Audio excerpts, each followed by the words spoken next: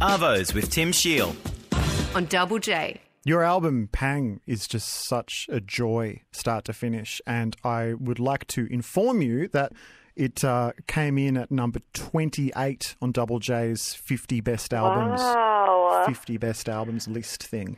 Thanks so much for the support, you guys. Yeah. It's an honor. Oh, well, it's our pleasure. The album is called Pang. I know that you're probably answering this question a lot, but can you describe what a pang is? Is this it's like a hunger pain, or was it something else? Yeah, so the word pang is mostly used to describe that feeling you get when you're very hungry, that feeling kind of like deep between your ribs of that kind of twisting, like twinge of a feeling. But it's actually a word that has its roots in Old English. It's connected to the word prong, which is like a sharp fork, or like what the devil pricks you with or whatever. But it's a word that's used to describe any sort of kind of internal private pain relating to like desire, a pang of nostalgia, a pang of envy, a pang of regret. And when I was like a little bit into the way of writing this album, I started realizing that all my favorite music has that quality to it, this kind of panging quality, this kind of like private twist of longing inside. Yeah. I mean, can you think of what the last song was that gave you that kind of pang? Oh, my God. Everything by Scott Walker. I'm a massive Scott Walker fan. And I was listening to his record 4 yesterday. That's like a perfect case study. And what is it about him, do you think, just as an example, that gives you that feeling in a way that maybe other music doesn't or other art doesn't? Well, I guess, being an artist of any kind, you're kind of on a solitary journey at the end of the day, and I think you can really feel that with Scott Walker's stuff. Some people make music kind of out of like a celebratory impulse, and some people kind of have a more reflective approach, and I guess I'm more in the latter camp. Well, I hear a lot of kind of celebration and joy in your songs, though, especially on this record. Like, you're kind of all over the emotional spectrum, which is kind of a hallmark of of all of your previous work with Chairlift as well. But through all of it is this kind of playfulness. Is that intentional, or is it just kind of come out because that's part of your personality? I guess it does just come out, because it's a part of my personality, but I guess it also is like a result of collaborating. I'm a kind of lifelong chronic collaborator, and I made a lot of this record with now a very dear friend of mine, Danielle Hall, who's also a producer and artist in his own right. But yeah, we just had so much fun working together, and I think it would have been impossible to make a record without some of that coming through.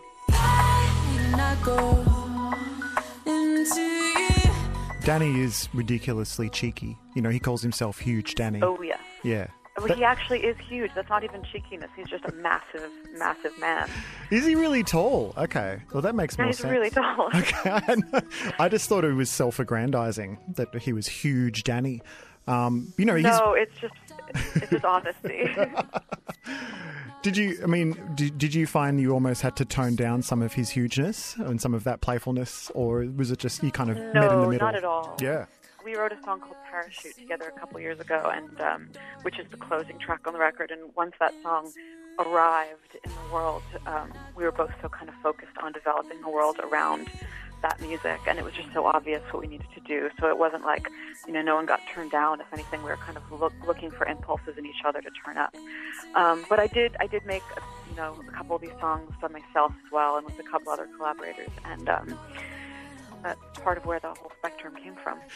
Caroline Polachek joins me from LA. We're talking about her new album, Pang, which has just popped in at number 28 on our 50 Best Albums list. By the way, if you want to check that out, head to doublej.net.au. Caroline, can we go way back, like even before Chairlift, and go right back to you as a kid? Because you have so many influences and so many things that have become part of your musical makeup as an adult. But where did it all start? Like, what was your very first relationship with music? Was it from your parents, or did you learn an instrument? Or? Well, I lived in Japan when I was really young, and I guess my first memories of music, like the earliest memories I have of listening to music and singing along to it, were definitely all in Tokyo. And it was singing in choir as a kid, singing like Japanese folk songs that we'd learn, and also anime on TV and animated film. And I think I'm still very much indebted to like all these things, to like choral music, Japanese style tonalities, but also to animation. And that's something I've been going back to a lot on this album, because I think I was so deeply affected by Disney, and not even just the aesthetics of Disney music, but really what Disney was trying to do with building these really compelling, emotional, mythical, but completely accessible worlds. And I think that's just an approach that I just find so beautiful. And so I think I've been thinking a lot about Disney, particularly early Disney, with this album. You open the door to another door, to another door, to another door, to another door, and I'm running through to you. Have you ever been tempted to kind of pair a bunch of your music with animation? I saw Sturgill Simpson recently put out a record which is has a full kind of anime companion visual album that you can watch. Is that something you've considered doing? I mean, if a good anime house was ever down, yeah, I'd love to. That stuff is quite expensive. But I actually have been working with an animator for about 10 years now. A good friend of mine, he collaborated with me on M&M Amnesia and a couple other chairlift videos. I've been working with him for the live show on this album and for all the music videos as well. So yeah, it's definitely a part of the toolkit. So how many years did you spend in Japan as a kid? 5 years. Oh, amazing. And do you go back often? I imagine you've kind of toured a bit, maybe once or twice there, but do you visit just for fun? I haven't gotten to visit just for fun since I was 19. My mom took me for my 19th birthday, which was really formative because my visa or my passport expired while I was there, so I actually had to go to Japanese jail for 2 days when I didn't have a passport. That was a good coming of age experience as a 19-year-old. What's Japanese jail like? I'm imagining a Japanese jail is actually quite lovely. No, it's terrible. Okay. It was actually built into the airport. It was part of their airport detention center. Oh, right on. I'm just scarred by the way it smelled. It was not a cute experience. But that said, I love Japan. I love visiting. And usually when I go, it's actually because I'm going on tour in Australia. So it's usually kind of, parceled as one thing for me. Yeah, I love that. Japanese jails are not cute. They're not kawaii. Yep. And then where does Third Eye Blind fit into this? Because I read that was your first concert. Was that pre being locked in a Japanese jail or after? You're digging up all the dirt on me. Oh, yeah. That was my first ever proper concert when I was 14 years old, 14 or 15. Yeah. I mean, in truth, that was probably one of the first times I ever got really stoned. So my memories of that show are actually really hazy.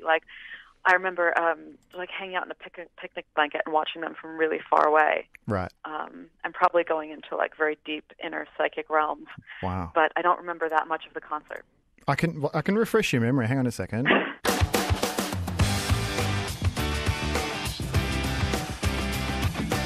Still holds up. Doot, doot, doot, and all that. Oh, my God. Semi-Charmed Life is a perfectly written song. I stand behind Semi-Charmed Life. Yeah, you were pro Semi-Charmed Life? Oh, yeah. I mean, I was pro Third Eye Blind in general. Yeah, okay. Well, yes. Speaking... There you go. The world motivation. Yep. I am speaking with Third Eye Blind fan and Japanese jail inhabitant Caroline Polachek on Double J. So what happens next? This album is out. It's full of these amazing, stunning pop songs. Will you get to Australia? Are you going to be touring and can you possibly bring it here? I'm dying to get to Australia. I think we're just waiting for the right place, right time kind of offer. But hopefully I'll get over there soon. Yeah.